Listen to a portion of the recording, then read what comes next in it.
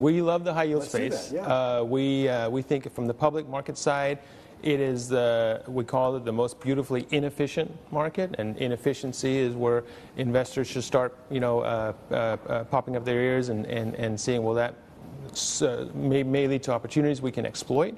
But you're not locking up your money in, long-term sort of this private side that's certainly gaining a lot of attention these days. Spreads, if you talk to market participants, I think most people will say, gosh, spreads are tight. We think that they're tight for a reason. We think that the economy, is facing some downside risk here, but it's pretty controllable.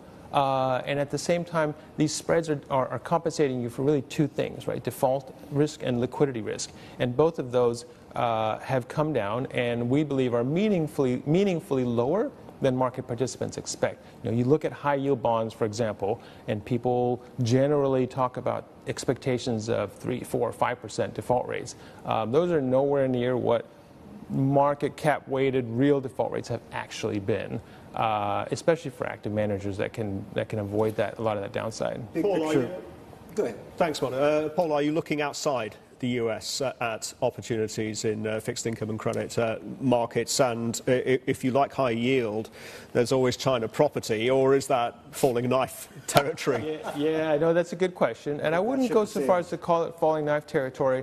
We're a systematic manager, so we're quant-based. Everything has to have solid underlying data, and while we would love to look outside, I would say, the US and Europe, a lot of those sort of other areas like China, emerging markets, the data quality is not good enough yet for us to consume. We need to start to build a model. We need 15 years of solid data on these underlying Even companies. Even with bond inclusion, increasingly? Even with China and India?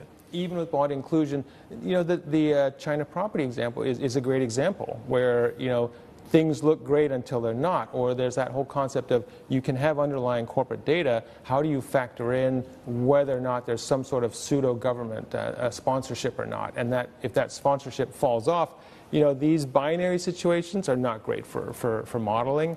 That's a flip of a coin, and we'd rather not do that. So yeah, we are focusing on the global developed markets, which is primarily on the bond side, USD issuance and Euro issuance.